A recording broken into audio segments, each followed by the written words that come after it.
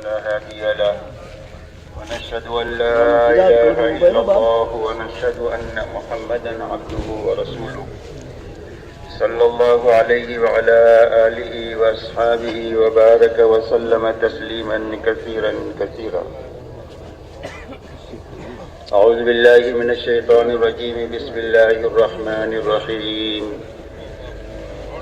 ومن أحسن قولا ممن دعا إلى الله وعمل صالحا وقال إنني من المسلمين.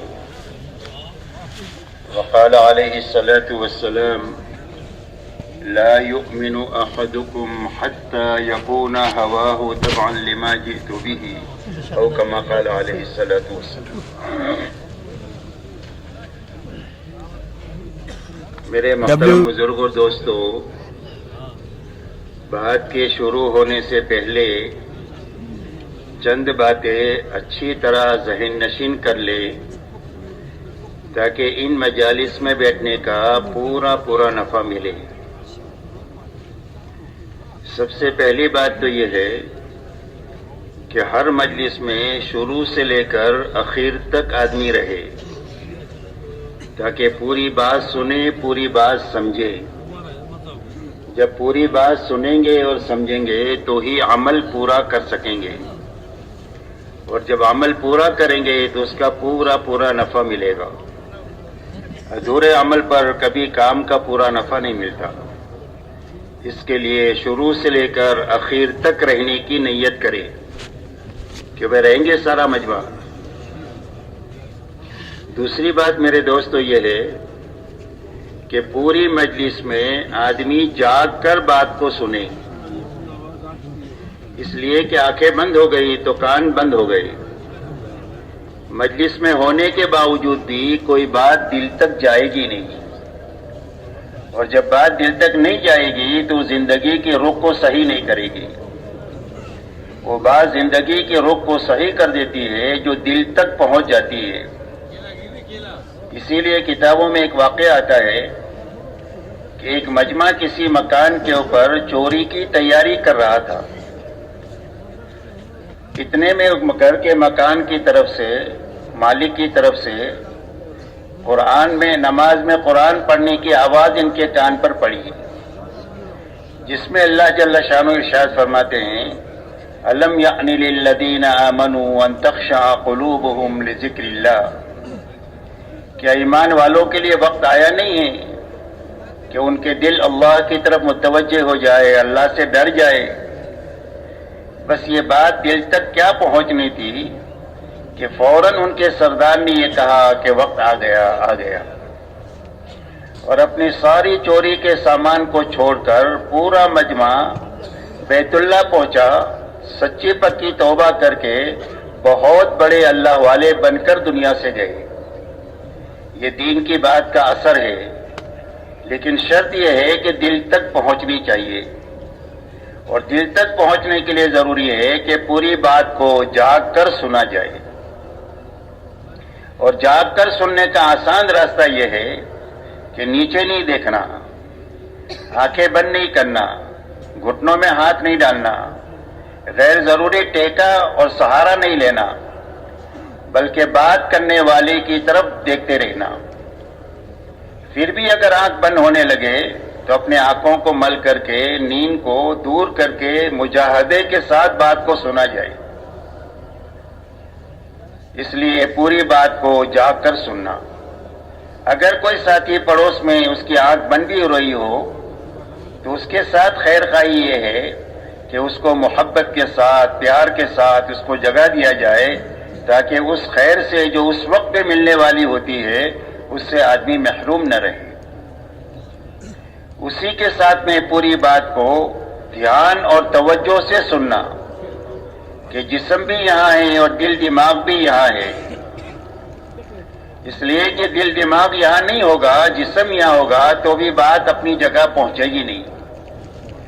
اس لیے پوری طرح دل سے، دماغ سے مجلس میں شریک رہنا. عمل کی نیت سے بات کو سننا، اس لیے کہ اللہ کی طرف سے جو داد و دہش کا نظام ہے وہ آدمی کی نیت ہے.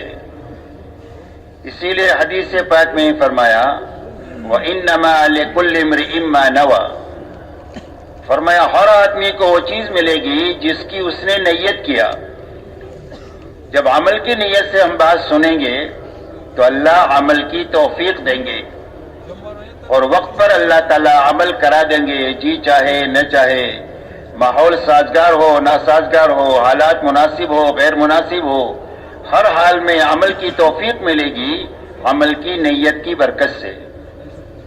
اس لیے عمل کی نیت سے بات کو سننا، اسی کے ساتھ میں اچھی طرح بات کو سنتے ہوئے سمجھتے ہوئے اس پر عمل کرتے ہوئے اپنے گھر سے لے کر پورے عالم تک اور ساری انسانیت تک بات کو پہنچانے کی نیت سے بات کو سننا۔ دین کی بات جو ہے وہ تبلیغ ہے، اسی لیے رسول اللہ صلی اللہ علیہ وسلم ارشاد فرماتے ہیں بلغوا عنی ولو آیا، فرمایا میری طرف سے ایک بات تمہارے پاس پہنچ جائے تو اس کو آگے پہنچا دو۔ فرمایا رب مبلغ اوعى من سامع، فرمایا بہت مرتبہ ایسا ہوگا کہ پہنچانے والے آدمی سے جس کو بات پہنچائی گئی ہے وہ زیادہ بات کو لینے والا ہوتا ہے، اور اس نے اپنے آپ زندگی میں عمل میں لاتے ہوئے اس نے 1000 آدمیوں کے تک بات پہنچا دی، تو اس کو ایک آدمی کے پہنچانے کا بھی ثواب ملے گا اور 1000 آدمیوں تک پہنچانے کا ثواب بھی ملے گا، اس لیے کہ یہ ذریعہ بنا اس کا۔ اس لیے دنیا میں پورے عالم میں اور ساری انسانیت تک بات کو پہنچانے کی نیت سے بات کو سننا۔ اب پورا عالم تو بہت بڑا ہے، کئی سو ملک ہے، اور دنیا میں تو 800 کروڑ انسان ہیں، تو ایک آدمی اپنی چھوٹی زندگی میں پوری دنیا میں اور سارے انسانوں تک کیسے جا سکتا ہے؟ تو پورے عالم میں اور انسانیت تک جانے کا کیا راستہ؟ فرمایا پورے عالم میں جانے کا اور ساری انسانیت تک پہنچنے کا راستہ یہ ہے کہ اپنی زندگی میں جہاں تک اور جتنوں تک جا سکتے ہیں بات کو لے کر ان تک جانا، اور جہاں تک نہیں جا سکے اور جتنے لوگوں تک نہیں پہنچ سکے وہاں تک بات کو پہنچانے کے لیے اپنی زندگی میں کام کرنے والے بہترین آدمی تیار کر کے دنیا سے جانا۔ یہ محنت کا رخ ہے، کام کو صحیح طریقے سے سمجھنا، اس کو اچھی طرح اپنی زندگی میں عملی طور پر لانا اور پوری دنیا میں پہنچانا، اور پہنچانے کے لیے جتنا کر سکتے ہیں اتنا کرنا، اور آگے کے کام کے لیے اپنی زندگی میں کام کرنے والے آدمی تیار کرنا۔ یہ محنت کا صحیح رخ ہے جو حضور پاک صلی اللہ علیہ وسلم نے اختیار فرمایا۔ اللہ تعالیٰ نے آپ کو ایک بڑا کام لے کر دنیا میں بھیجا تھا، آپ کی محنت کا میدان پورا عالم تھا اور ساری انسانیت تھی اور قیامت تک کا زمانہ تھا، اب آپ کے بعد کوئی نبی نہیں آئیں گے، تو اتنا بڑا کام لے کر اللہ تعالیٰ نے آپ کو دنیا میں بھیجا، اور اتنے بڑے کام پر قابو پانے کے لیے آپ کو صرف 23 سال کا زمانہ دیا گیا۔ آپ کو 40 سال پر نبوت ملی، 63 سال میں آپ اللہ کو پیارے ہو گئے۔ فرمایا 23 سال میں اتنا بڑا کام کر کے ہمارے پاس آنا ہی، اب اس کام پر قابو پانے کے لیے آپ نے محنت کا جو رخ لیا قیامت تک کے لیے امت کے لیے وہی نمونہ ہے۔ اب حضور پاک صلی اللہ علیہ وسلم نے اتنے بڑے کام پر قابو پانے کے لیے اپنے بس کی پوری طاقت لگا دیا، اور طاقت لگا کر آپ نے پورے حجاز میں کام فرمایا اور کام کیا۔ آپ کا لمبے میں لمبا سفر جو ہے وہ تبوک تک کا ہے، باقی پورا عالم آپ کی محنت کا میدان ہے۔ تو اپنے بس کی پوری طاقت اور محنت لگاتے ہوئے اور اپنے آپ کو تھکاتے ہوئے آپ نے 23 سال میں 1.25 لاکھ صحابہ کا مجمع تیار فرمایا، خود کرتے ہوئے کرنے والے آدمی تیار کیے، اور ایسا مجمع تیار کیا جو حضور صلی اللہ علیہ وسلم کی زندگی کا آئینہ تھا کہ آپ کی زندگی کو سمجھنا ہے تو صحابہ کی زندگی سے آپ کو سمجھا جا سکتا ہے۔ اسی لیے صحابہ کا تعارف 2 جملوں میں ہوتا ہے، فرسان بالنہار و رہبان باللیل، بسام بالنہار و بکام باللیل۔ فرمایا صحابہ کون ہیں؟ فرمایا دین کے شہ سوار ہیں، اور راتوں کے عبادت گزار ہیں۔ دن کو گھوڑے کی پشت پر بیٹھ کر پوری دنیا میں پھر رہے ہیں، لوگوں کو اللہ کی پہچان کرنے کے لیے کہ اللہ کون ہے اور کیسے ہیں، اور اللہ کی پہچان کراتے ہیں، اللہ کا تعارف کراتے ہیں، اللہ کی شانیں سمجھاتے ہیں تاکہ لوگ اللہ سے جڑے اور دنیا سے کٹے۔ اور فرمایا راتوں کے یہ عبادت گزار ہے، کانوا قلیلا من اللیل ما یہجعون وبالاسحار هم یستغفرون، فرمایا رات کو یہ لوگ بہت کم سوتے ہیں اور رات کو آخر راتوں میں اٹھ کر اللہ کے سامنے کر کے مٹ کے تھک کر اللہ کے سامنے استغفار کرتے ہیں کہ اللہ جو کام کرنے کا حق تھا وہ تو حق ہم سے ادا نہیں ہوا۔ فرمایا بسام من نہار و بکاؤں باللیل، دن کو حشاش بشاش اللہ کے دین کا کام کرنے والے تھے اور راتوں کو اللہ کے سامنے بہت زیادہ رونے والے تھے، اور یہی دونوں صفتیں حضور صلی اللہ علیہ وسلم کی پوری زندگی رہی۔ اسی لیے آپ کا پورا دن دعوت اور تعلیم کے لیے اور اللہ کی مخلوق کو سنبھالنے کے لیے، اور آپ کی رات کا بڑا حصہ اللہ کے سامنے مناجات کے لیے، دعا کے لیے، نماز کے لیے اور آہوزاری کے لیے اور قرآن پاک کو ترتیل کے ساتھ پڑھنے کے لیے، یہاں تک کہ رات کو آپ اتنا لمبا قیام فرماتے تھے کہ آپ کے پیروں پر ورم آ جاتا تھا، اور یوں آتا ہے کتابوں میں کہ آپ کے سینے سے رونے کی آواز ایسی آتی تھی جیسے ہنڈیا کے ابلنے کی آواز آتی۔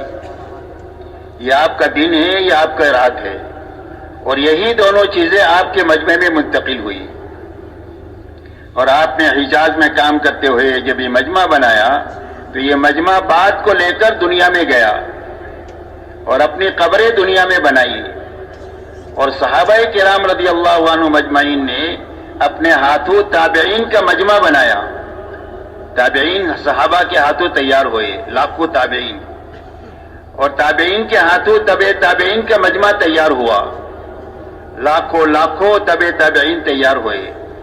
اس کے بعد اللہ تعالیٰ نے اولیاء اللہ کا ایسا سلسلہ دنیا میں چلایا کہ ایک ایک ولی کے ہاتھوں لاکھوں آدمی دنیا کے اندر میں دین پر آئے اور اللہ کی طرف آئے اور جنت کی طرف آئے، یہاں تک کہ اللہ تعالیٰ نے پوری امت پر مہربانی کرنے کے لیے اور پوری انسانیت پر احسان کرنے کے لیے اللہ تعالیٰ نے ہمارے زمانے میں محنت کا وہ رخ عطا فرمایا جو رخ حضور صلی اللہ علیہ وسلم کے زمانے میں اللہ نے قائم فرمایا تھا۔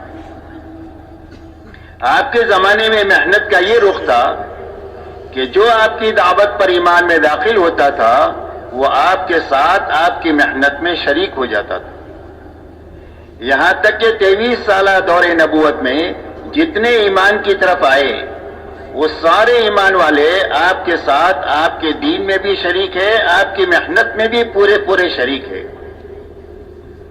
یہاں تک کہ دین کی محنت کے لیے جوان ہے تو دین کی محنت میں ہے، بوڑھے ہے تو دین کی محنت میں ہے، مالدار ہے تو غریب ہے تو تاجر ہے تو کسان ہے تو مزدور ہے تو مرد ہے تو عورتیں ہیں تو غرض یہ کہ امت کے تمام طبقات کے تمام افراد آپ کے ساتھ آپ کی محنت میں شریک تھے، یہاں تک کہ ہر ایک کا جذبہ یہ تھا کہ ہمارا دین محفوظ رہنا چاہیے اور ہمارا دین دنیا میں پھیلنا اور پھولنا چاہیے اور دنیا کے ہر کچے پکے مکان میں یہ دین پہنچنا چاہیے تاکہ انسانیت تباہی سے بچ کر کے ہمیشہ کی آبادی کے اندر میں چلی جائے۔ اس فکر کے ساتھ 100% ایمان والے جینے والے تھے، اور اس کے لیے جس طاقت کی، جس جان کی، جس مال کی، جس وقت کی ضرورت تھی وہ خوشی پیش کرنے والے تھے۔ ایسا کام کا رخ اللہ نے حضور صلی اللہ علیہ وسلم کے زمانے میں قائم فرمایا۔ اللہ تعالیٰ نے امت پر مہربانی فرما کر اور انسانیت پر احسان فرما کر ہمارے زمانے میں محنت کا وہ رخ اللہ نے عطا فرمایا۔ آپ دیکھیں اتنا بڑا مجمع پورے ملک کے اور پورے عالم سے یہاں پر جو آیا ہوا ہے صرف اللہ کے دین کے لیے آیا ہے، اور کوئی غرض نہیں ہے یہاں پر آنے کی، نہ کچھ لینا ہے نہ کسی کو کچھ دینا ہے، صرف دین کے لیے آئے ہیں، اور آنے والے امت کے مختلف طبقات سے متعلق ہے۔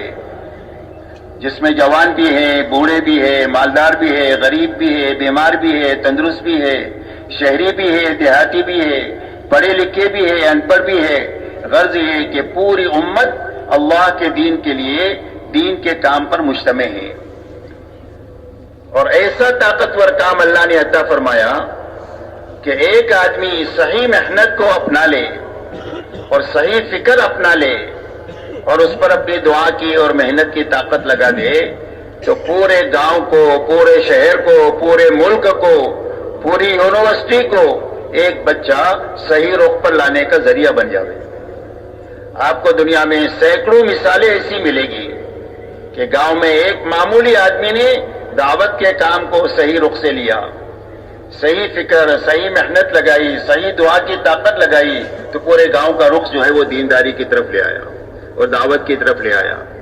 ایسے شہر ملیں گے، ایسے ملک ملیں گے کہ اس ملک میں ایک دیوانے نے اللہ کے دین کے اوپر اللہ پر اعتماد کر کے اپنی تمام تر توانائی کو لگانے کا فیصلہ کر دیا تو اللہ نے ایک آدمی کے ہاتھوں ملک کو کھڑا فرما دیا۔ اس لیے میرے دوستو، اللہ نے ایک بڑا کام ہمیں عطا فرمایا ہے۔ ہمیں اس کام کو اچھی طرح سمجھنا ہے اور اچھی طرح کرنا ہے، اور اچھی طرح کرنے ہوئے اچھی طرح کرنے والے آدمی تیار کرنا ہے۔ اور سمجھنے کے معنی پہلی بات تو یہ ہے کہ سمجھنا ہے کہ اس محنت کو اچھی طرح کرنے کے نتیجے میں اللہ تعالیٰ کام کی سمجھ ہمارے دلوں میں پیدا فرما دے، یعنی کام پر یقین پیدا فرما دے۔ مولانا الیاس صاحب رحمۃ اللہ علیہ ایک مرتبہ اپنے مجمع سے بات کر رہی تھی۔ بات پوری کرنے کے بعد یہ فرمایا کہ وہ بات بھائی سمجھ میں آ گئی؟ تو مجمع نے کہا بات سمجھ میں آ گئی۔ تو مولانا نے یہ فرمایا بات سمجھ میں نہیں آئی ہے، سننے میں آئی ہے۔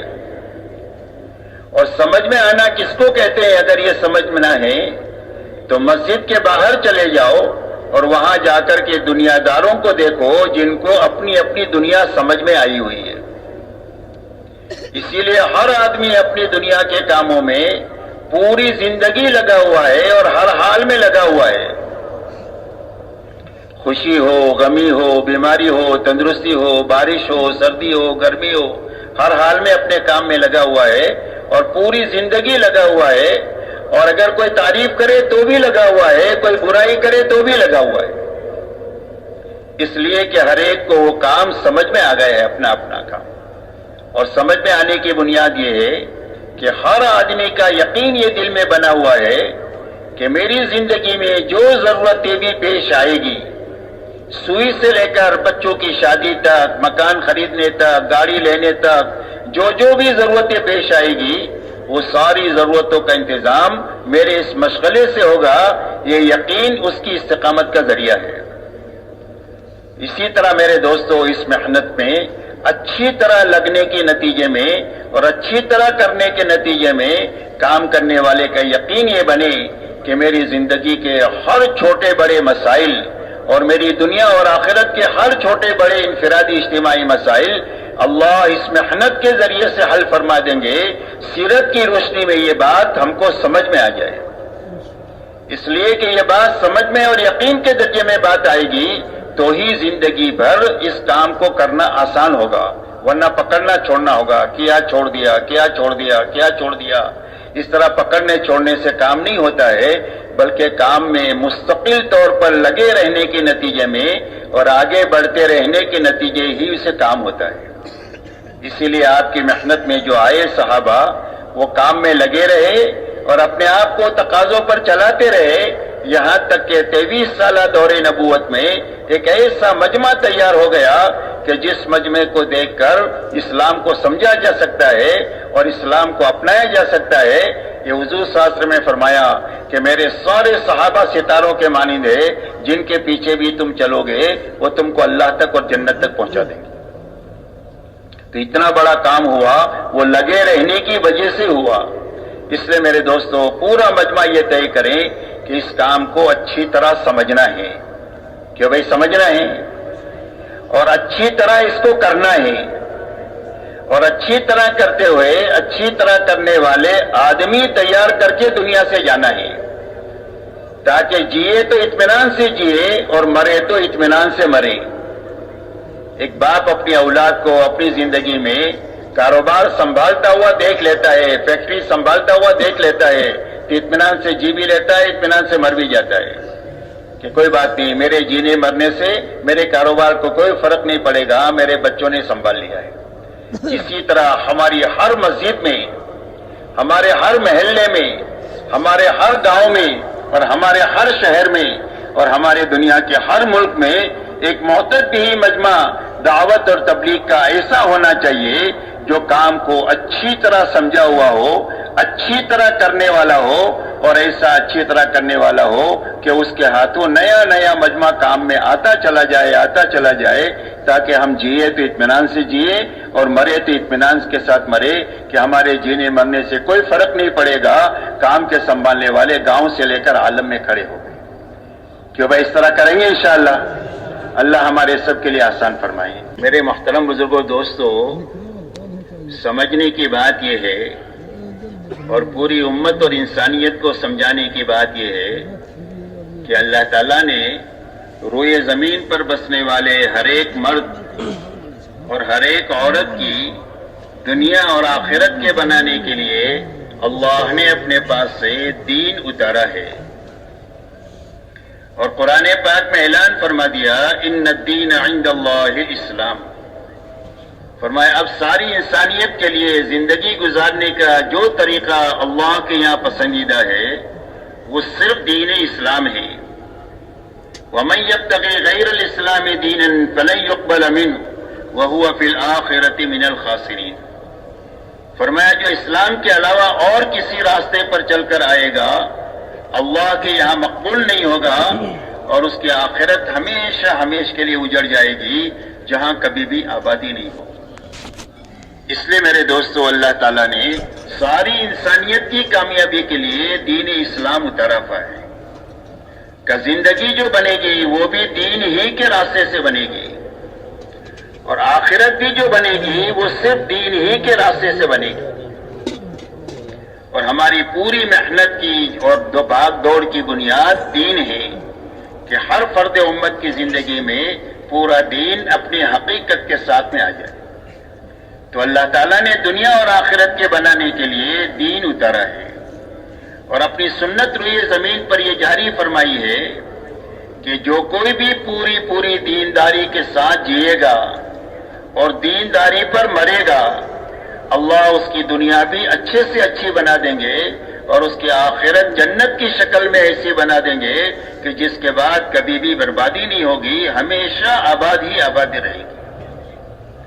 اور جو بے دینی کے ساتھ زندگی گزارے، چاہے دنیاوی اعتبار سے کتنے ہی بڑے نقشوں کے مالک کیوں نہ ہو، اور جو بے دینی پر مرے تو اللہ نتیجتاً اس کی دنیا بھی اجاڑ دیں گے اور آخرت ایسی اجڑے گی جہنم کی شکل میں کہ اس کے بعد کبھی بھی آبادی نہیں ہوگی۔ یہ اللہ کی طرف سے ایسی پکی ٹکی سنت ہے کہ جس میں کبھی بھی تبدیلی نہیں ہوگی۔ وَلَن تَجِدَ لِسُنَّتِ اللَّهِ تَبْدِيلًا وَلَن تَجِدَ لِسُنَّتِ اللَّهِ تَحْوِيلًا۔ فرمایا اللہ کی سنت کو کبھی بدلتا ہوا نہیں پائیں گے۔ اس لیے یہ سمجھنے کی ہے اور پوری امت اور انسانیت کو سمجھانے کی ہے کہ اللہ کے یہاں کامیابی کا سبب حقیقی صرف دین ہے۔ رہا دنیا میں جتنے اسباب ہیں جس میں روزی روٹی کی تلاش میں لوگ لگتے ہیں، تجارت ہے، کھیتی ہے، ملازمت ہے، مزدوری ہے، ڈاکٹری ہے، انجینئرنگ ہے، سائنس ہے، حکومت ہے، یہ جتنے اسباب ہیں، ایسا ہی دنیا میں جتنے اچھے برے حالات انسانوں پر آتے ہیں انفرادی اجتماعی طور پر، کبھی خوشی ہے، کبھی غمی ہے، کبھی بیماری ہے، کبھی تندرستی ہے، کبھی راحت ہے، کبھی تکلیف ہے، کبھی مالداری ہے، کبھی غریبی ہے۔ غرض یہ کہ یہ جتنے حالات اور اسباب ہے اس کا تعلق نہ تو کامیابی کے ساتھ ہے اور نہ تو ناکامی کے ساتھ ہے۔ کوئی سبب کامیابی کے لیے نہیں ہے اور کوئی سبب ناکامی کے لیے نہیں ہے، کوئی بھی حال کامیابی کے لیے نہیں ہے اور کوئی حال ناکامی کے لیے نہیں ہے، بلکہ یہ جتنے اسباب اور حالات ہیں یہ صرف امتحان کے لیے ہے اور دنیاوی زندگی کے گزارے کے لیے ہے۔ اللہ تعالیٰ ہر ایک انسان کو چھوٹے بڑے سبب میں اپنے علم اور حکمت کے ساتھ رکھ کر یہ آزمانا چاہتے ہیں کہ اس سبب میں رہ کر یہ حکم کا پابند ہوتا ہے اور یہ طریقے کا پابند ہوتا ہے یا اپنے خواہش کے تابع ہو کر زندگی گزارتا ہے. جو حال بھی اللہ کی طرف سے آیا ہے اس حال میں یہ حکم پورا کرتا ہے یا اپنی خواہش پر چلتا ہے. اس امتحان کے لیے اللہ نے اسباب اور حالات کو پیدا کیا. ان اسباب اور حالات میں کامیابی اللہ کے دینے سے آئے گی اور اس میں ناکامی بھی اللہ ہی کے دینے سے آئے گی.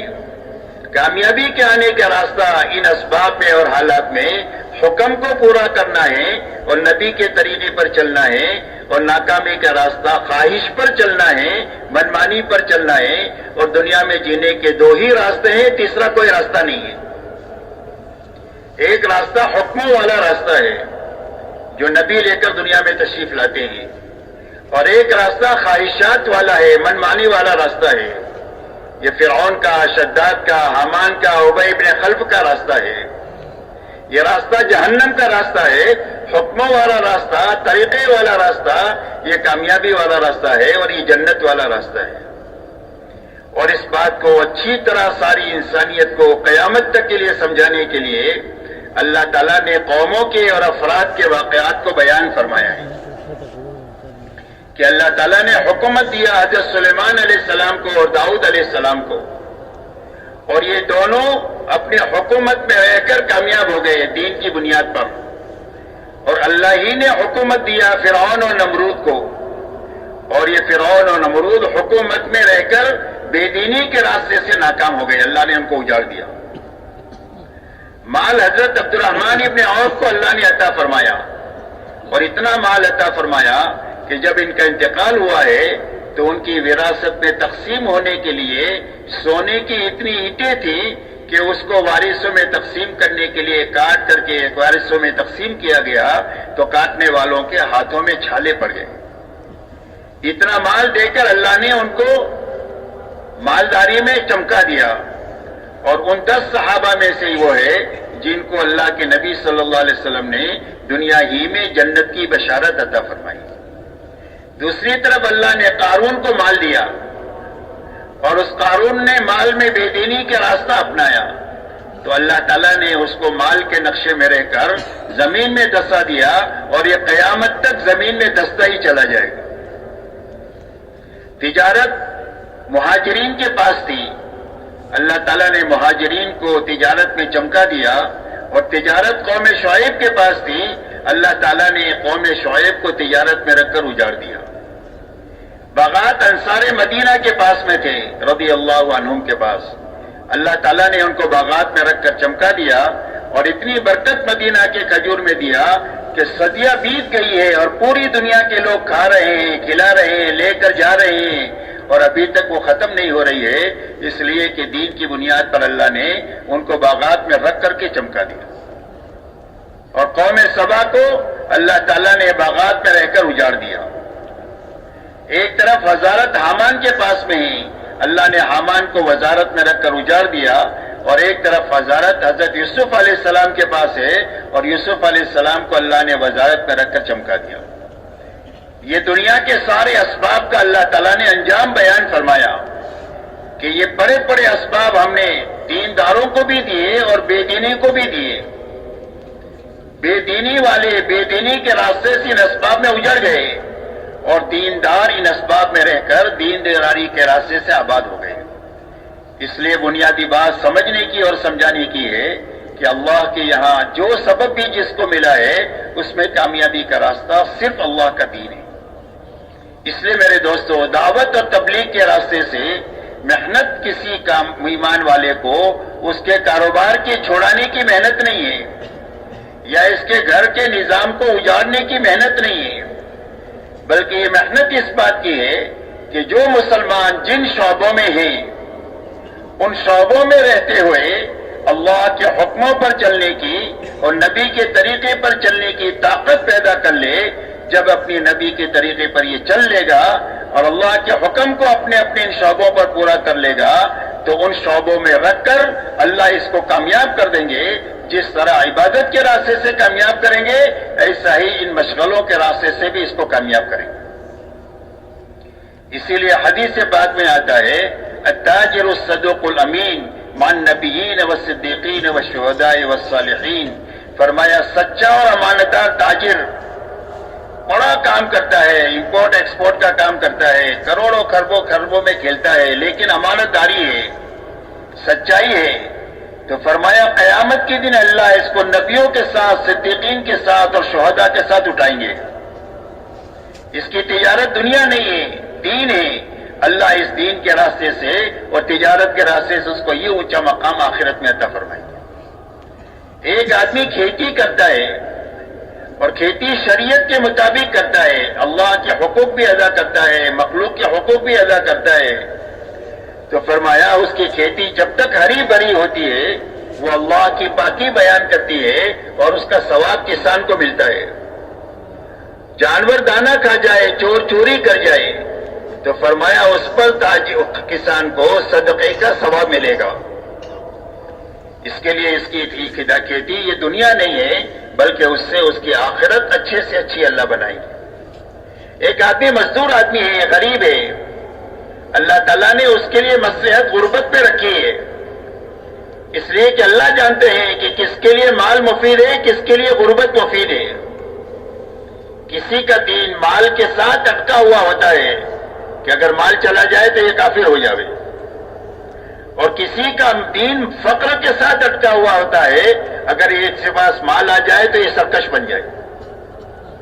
حضرت عیسیٰ علیہ السلام کے زمانے میں حضرت عیسیٰ علیہ السلام ایک جگہ سے جا رہے تھے، راستے میں ایک آدمی کو دیکھا کہ اس کے پاس پہننے کے لیے کپڑے بھی نہیں ہے اور وہ مٹی میں اٹا ہوا ہے اپنے بدن کو چھپانے کے لیے۔ حضرت عیسیٰ علیہ السلام سے یہ کہا اس نے کہ اللہ کے نبی میرے لیے دعا کر دیجئے کہ اللہ میرے لیے آسانی پیدا فرما دے۔ اس کے لیے آسانی، اللہ کے نبی کی دعا کی برکت سے اللہ نے آسانی کے اسباب پیدا فرما دیے۔ کچھ دنوں کے بعد وہ جا رہے تھے، دیکھا ایک بڑا مجمع ہے اور وہ مجمع ایک دوسرے کے کندھے پر رہ کر اس میدان میں ایک آدمی ہے اس کو دیکھ رہا ہے۔ پوچھا کیا ہو رہا ہے؟ فرمایا ایک آدمی نے شراب پی ہے، زنا کیا ہے، قتل کیا ہے، اس کے بدلے میں اس کو قتل کیا جا رہا ہے۔ فرمایا کون آدمی ہے ایسا؟ فرمایا یہ غریب آدمی ہے جس کے پاس پہننے کے کپڑے نہیں تھے، جب اس کے پاس مال آیا تو اس میں سرکشی آئی اور یہ سارے جرائم کر کے اس انجام کو یہ پہنچا۔ اس لیے میرے دوستو، اللہ جس کو بھی دیتے ہیں علم اور حکمت سے دیتے ہیں، کسی کے لیے زیادہ ہی مفید ہوتا ہے، کسی کے لیے کم ہی مفید ہوتا ہے۔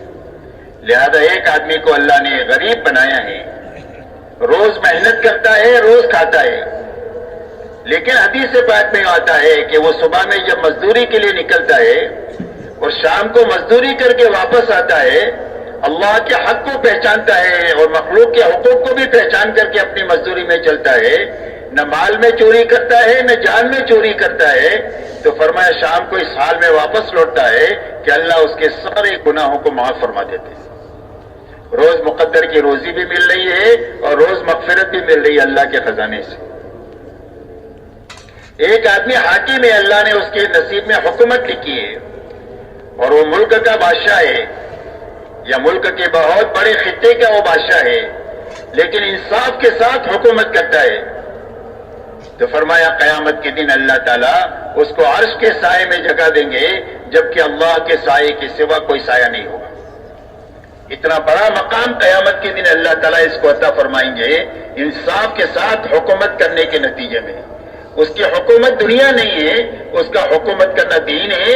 جس طرح دینداروں کو اللہ نوازیں گے، ایسا اس بادشاہ کو بھی انصاف کی بنیاد پر اللہ نوازیں گے۔ اس لیے میرے دوستو، یہ محنت اس بات کی ہے کہ ہر مسلمان دنیا کے جس کونے میں بھی ہے، جس ملک میں بھی ہے اور جس مشغلے میں بھی ہے اور جس حال میں بھی ہے، اس حال میں اللہ کے حکم کو سیکھ لے اور نبی کے طریقے کو معلوم کر لے اور اپنے زندگی کے اس شعبے میں رہتے ہوئے اور اس حال میں رہتے ہوئے حکم کی پابندی کے ساتھ جی لے اور طریقے کی پابندی کے ساتھ جی لے، اللہ اس حال میں اور اس سبب میں رکھ کر اس کو کامیاب کر دے۔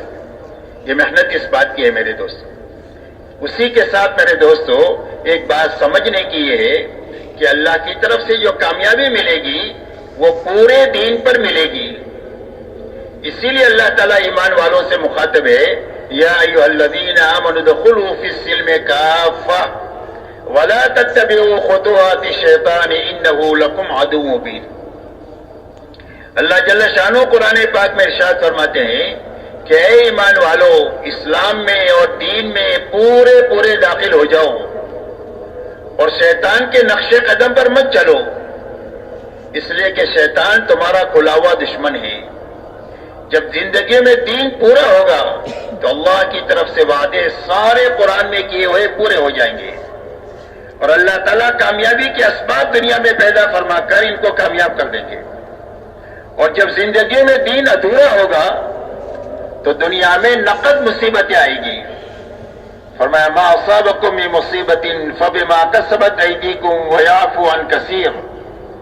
اللہ فرماتے قرآن پاک میں جو مصیبت بھی تمہارے پاس آ رہی ہے وہ تمہارے ہاتھوں کے غلط کاموں کی وجہ سے آ رہی ہے، اور بہت ساری غلطیاں تو وہ ہے جو اللہ تعالیٰ معاف فرما دیتے ہیں۔ فرمایا وَلَنُذِيقَنَّهُم مِّنَ الْعَذَابِ الْأَدْنَىٰ دُونَ الْعَذَابِ الْأَكْبَرِ لَعَلَّهُمْ يَرْجِعُونَ۔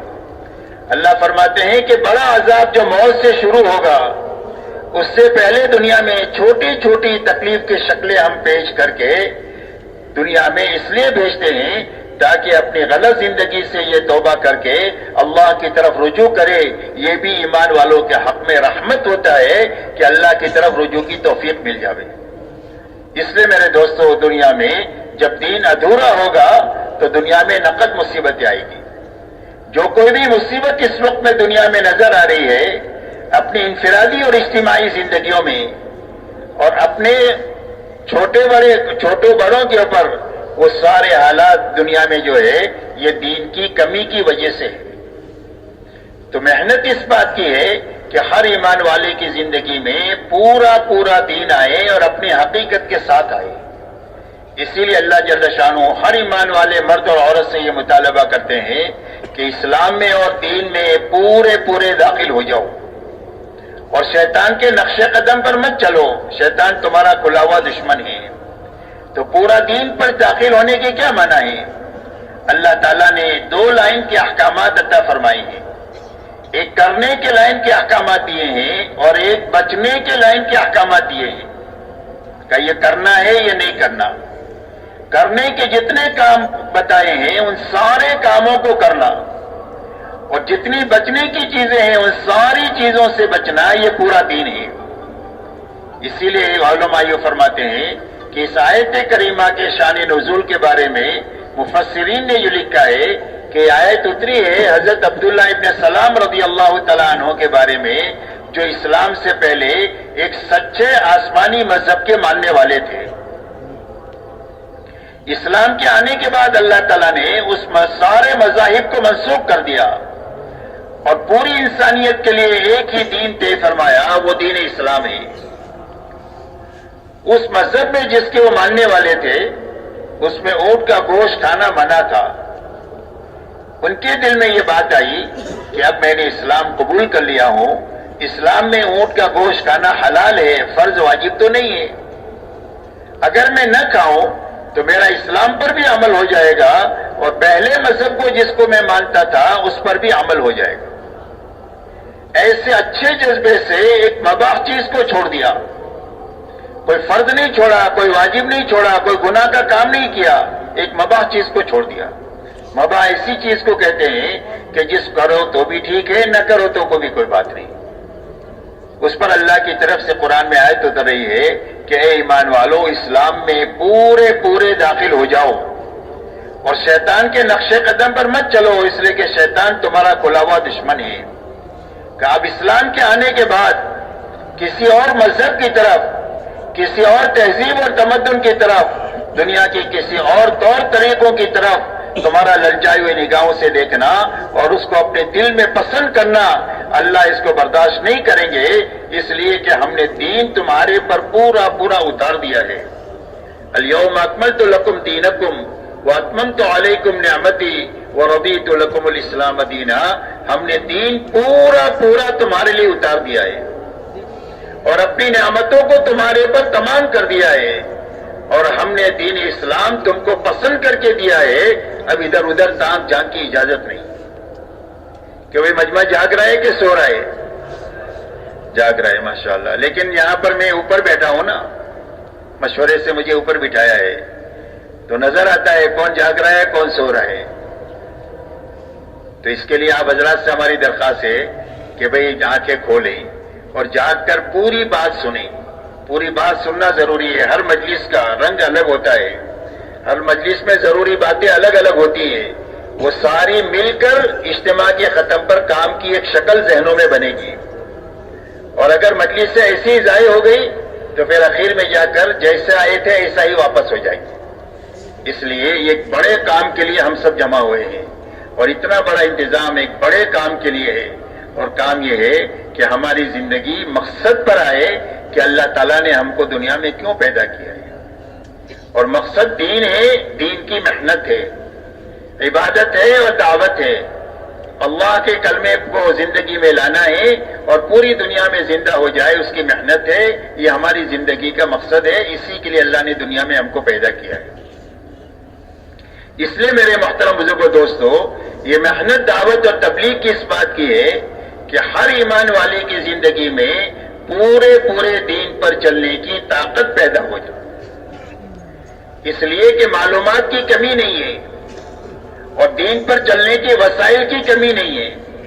مسجد بھی ہے، مدرسہ بھی ہے، علماء کرام بھی ہے، ہر زبان میں دینی کتابیں بھی ہے، سارے وسائل ہیں دین پر چلنے کے. اور معلومات بھی ہے کہ یہ فرض ہے، یہ واجب ہے، یہ حلال ہے، یہ حرام ہے. لیکن اندر میں طاقت نہ ہونے کی وجہ سے زندگیوں میں اس پر عمل نہیں ہے. اچھے سے اچھا بیج ہے لیکن زمین میں استعداد نہیں ہے بیج اگانے کی، جس کے نتیجے میں کتنا بھی اچھا بیج آپ ڈالیں گے تو اگے گا نہیں. اس لیے میرے دوستو، یہ پوری امت میں طاقت پیدا کرنے کا کام ہے کہ فرائض پر کھڑا ہونے کی طاقت پیدا ہو جائے اور حرام سے بچنے کی طاقت پیدا ہو جائے. اور ہر ایمان والے کو اپنی دینی کمی کا پتہ لگ جائے کہ میری زندگی میں بڑی خامیاں ہیں اور میری زندگی میں بڑی کمزوریاں ہیں، اور یہ کمزوری دور ہونی چاہیے اور موت سے پہلے دور ہونی چاہیے، اور یہ خامیاں دور ہونی چاہیے اور موت سے پہلے دور ہونا چاہیے. ورنہ موت کے بعد اتنا پچھتانا پڑے گا کہ آدمی خون کے آنسو روئے گا لیکن اس کے آنسوؤں کا پوچھنے والا کوئی نہیں. تو یہ خامی کا پتہ چلے اور کمزوری کا پتہ چلے، اس کے لیے تبلیغ ہے. اسی لیے نکلنے کے لیے کہا جاتا ہے کہ اللہ کے راستے میں نکل کر اپنے چہرے کو صحابہ کے آئینے میں دیکھے تاکہ ہماری کمی کا پتہ چلے. آج ہماری غلطی یہ ہے کہ ہم دین کے معاملے میں اپنے سے نیچے والوں کو دیکھنے کے عادی ہیں اور دنیا کے معاملے میں اپنے سے اوپر والوں کو دیکھنے کے عادی ہیں. 100 پتی 1000 پتی کو دیکھتا ہے اور 1000 پتی لکھ پتی کو دیکھتا ہے، لکھ پتی کروڑ پتی کو دیکھتا ہے، کروڑ پتی ارب پتی کو دیکھتا ہے، ارب پتی کھرب پتی کو دیکھتا ہے، اور کھرب پتی ملک والے کو دیکھتا ہے، اور چھوٹا ملک والا بڑے ملک والے کو دیکھتا ہے. تو ہر آدمی دنیا کے معاملے میں اوپر دیکھ رہا ہے. تو جتنا کچھ بھی اللہ نے اس کو دیا ہے اس کو کم ہی لگ رہا ہے اور ناشکری کی کیفیت کے ساتھ زندگی گزر رہی ہے، اس لیے کہ اوپر دیکھنے کی عادت ہے. اور دین کے معاملے میں ہمارا معمول یہ بنا ہوا ہے کہ ہم دین کے معاملے میں اپنے سے نیچے والوں کو دیکھنے کے عادی بن گئے ہیں اور اپنے ماحول کو دیکھ کر اسلام کو اور دین کو سمجھنے کی کوشش کرتے ہیں. اس کے لیے آدمی پر اپنی غلطی واضح نہیں ہوتی ہے بلکہ آدمی کو دھوکہ لگ جاتا ہے کہ میں بھی تو دیندار ہوں. اور اس کی وجہ یہ ہے کہ دین کے معاملے میں اپنے سے کمتر لوگوں کو ہم دیکھتے ہیں. ایک آدمی 5 وقت کا نمازی ہے تو وہ 3 وقت والے کو دیکھتا ہے کہ میں تو الحمدللہ 5 وقت کا نمازی ہوں، بہت سارے مسلمان صرف 3 ہی وقت کے پڑھتے ہیں، میں تو ان سے بہت اچھا ہوں.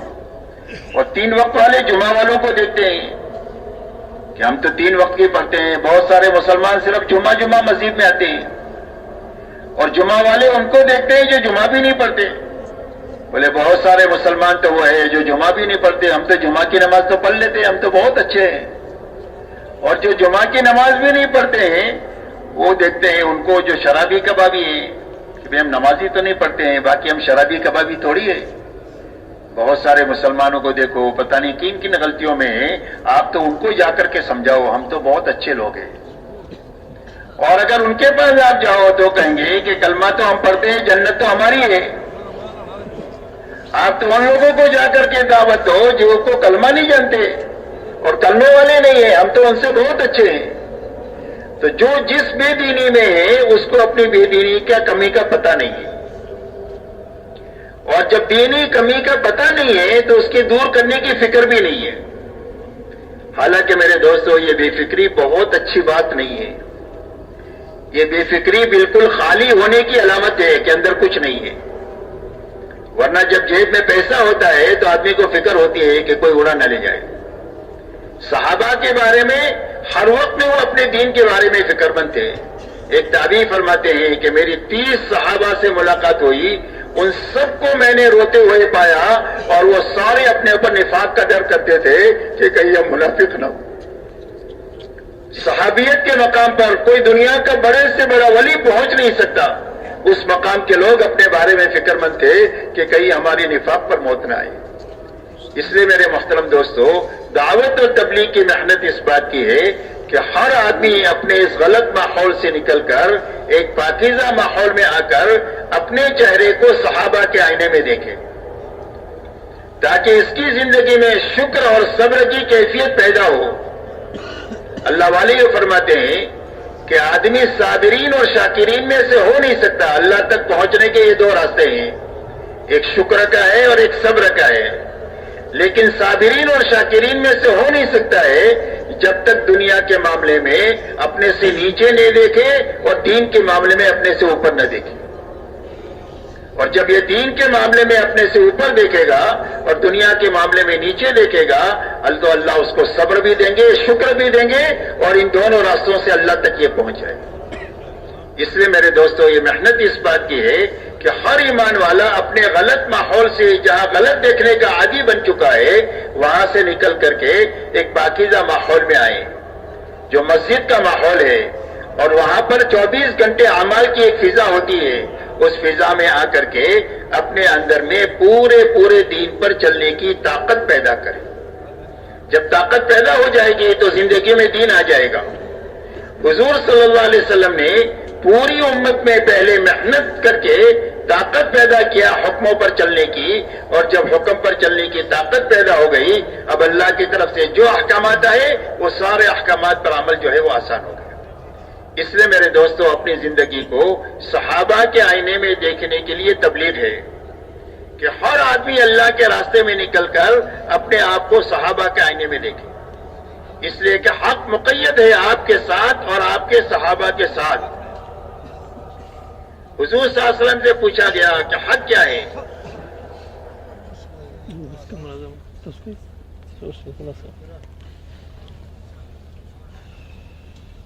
فرمایا ما انا علیہ واصحابی، فرمایا حق وہ ہے جس پر میں ہوں اور میرے صحابہ ہیں، اور فرمایا اس امت میں 72-73 فرقے ہوں گے اور سارے جہنم میں جائیں گے سوائے ایک کے۔ فرمایا کون جنت میں جائے گا؟ فرمایا جو میرے نقش و قدم پر ہے اور میرے صحابہ کے نقش و قدم پر ہے وہ جنت میں جائے گا۔ اس لیے میرے محترم دوستو، حضور پاک صلی اللہ علیہ وسلم نے اپنی ذات کو اور صحابہ کو حق کا معیار بنایا ہے کہ قیامت تک کسی کو حق سمجھنا ہے اور دین سمجھنا ہے اور دین کی محنت کا صحیح رخ سمجھنا ہے، تو اس کے لیے نمونہ حضور صلی اللہ علیہ وسلم اور صحابہ کی جماعت ہے، اور اس جماعت کی زندگی سے سمجھ کر اپنی زندگی تک وہاں تک جانے کی محنت میں لگاتے رہنا ہے، اور کرتے ہوئے جینا ہے، کرتے ہوئے مرنا ہے۔ جب اس کو منزل بنا کر چلنا شروع کریں گے تو یا تو اللہ پہنچا دیں گے، اور اگر نہیں پہنچ سکے راستے میں مر گئے تو اللہ تعالیٰ ان پہنچے ہوئے لوگوں کے ساتھ حشر فرما دیں گے۔ حدیث پاک میں آتا ہے کہ ایک آدمی نے قرآن کا حفظ شروع کیا، حافظ بننے سے پہلے مر گیا تو اللہ اس کو حافظ اٹھائیں گے۔ ایک آدمی کراچی سے حج کے لیے نکلا اور ایئرپورٹ پر ہی انتقال ہو گیا احرام کی حالت میں، تو اللہ اس کو حاجی اٹھائیں گے۔ ہم صحابہ کو اپنی منزل بنا کر کے دنیا میں چلتے رہیں گے، کام کرتے رہیں گے، اللہ سے مانگتے رہیں گے، تو یا تو اللہ وہاں تک پہنچا دیں گے، اور اگر نہیں پہنچ سکے، راستے میں مر گئے، تو اللہ کی ذات سے امید کی جا سکتی ہے کہ اللہ ان کے ساتھ حشر فرما دے. اسی لیے مولانا الیاس صاحب رحمۃ اللہ علیہ سے پوچھا گیا کہ آپ اس محنت سے کیا چاہتے ہیں؟ فرمایا میں اس محنت سے یہ چاہتا ہوں کہ حضور صلی اللہ علیہ وسلم امت کو جہاں پر چھوڑ کر گئے تھے، دوبارہ امت یا امت کا ایک حصہ وہاں تک پہنچ جائے جہاں پر حضور صلی اللہ علیہ وسلم امت کو چھوڑ کر گئے تھے. ہماری تبلیغ کی منزل صحابہ ہے. ہم اس زندگی تک جانے کی محنت اور کوشش میں لگے ہوئے ہیں جس زندگی پر حضور صلی اللہ علیہ وسلم نے 100% صحابہ کو اٹھایا تھا. اب صحابہ میں کیا تھا؟ فرمایا 100% صحابہ میں دو بنیادیں ایک ساتھ پائی جاتی تھی.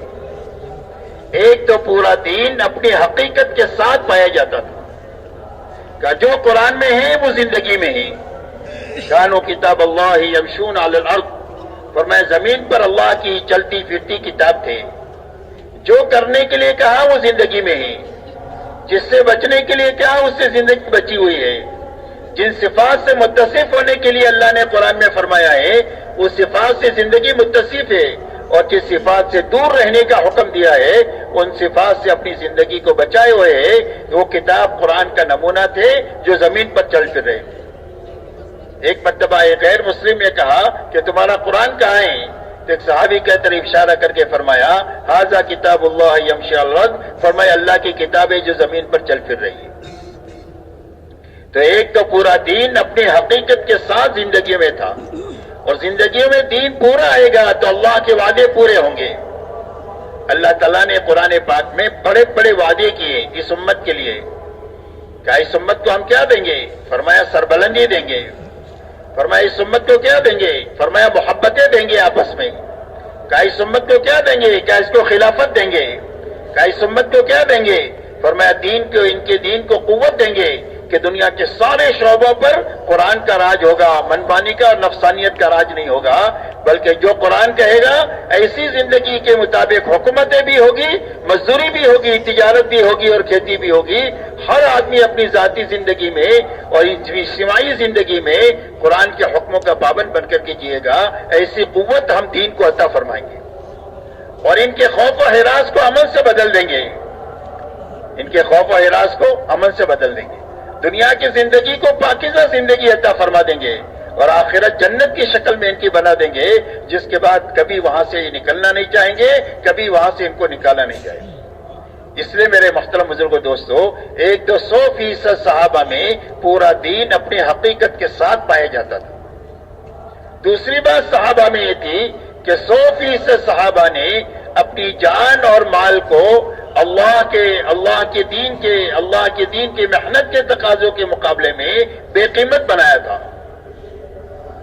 کہ ہماری جان کی اور ہمارے مال کی کوئی بھی قیمت نہیں ہے اللہ کے مقابلے میں، اللہ کے حکم کے مقابلے میں، اور اللہ کے بھیجے ہوئے نبی کے طریقے کے مقابلے میں ہماری جان مال کی کوئی قیمت نہیں ہے.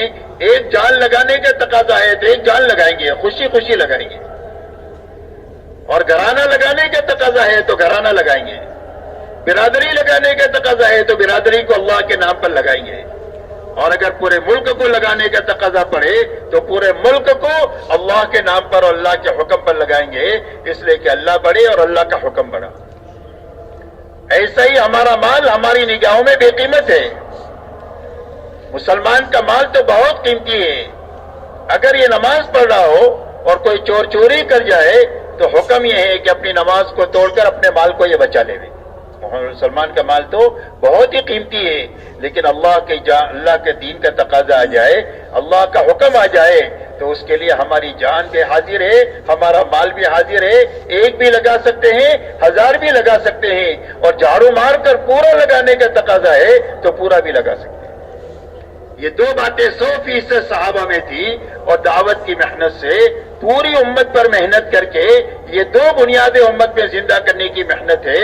جب ایک مجمع امت کا ایسا بن جائے گا جس میں یہ دو بنیادیں زندہ ہوگی تو اللہ اس مجمع سے وہ کام لے لیں گے جو کام اللہ نے صحابہ سے لیا.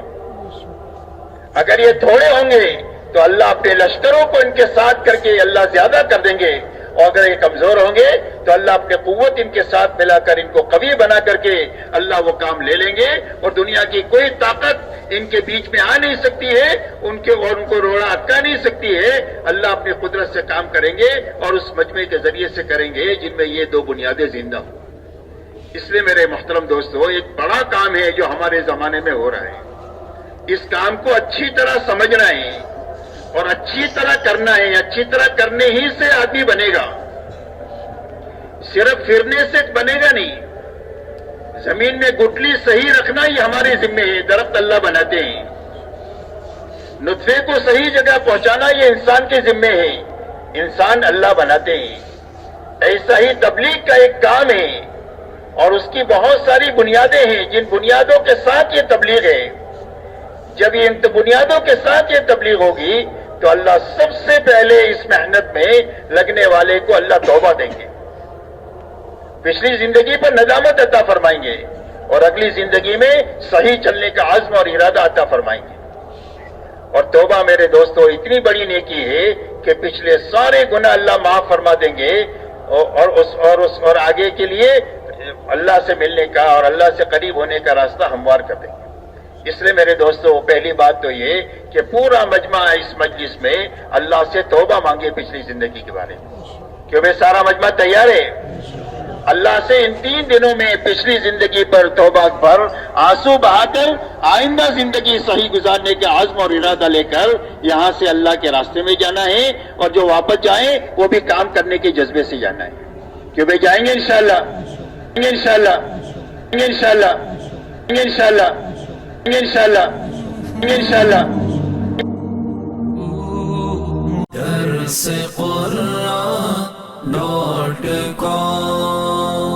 www.darsequran.com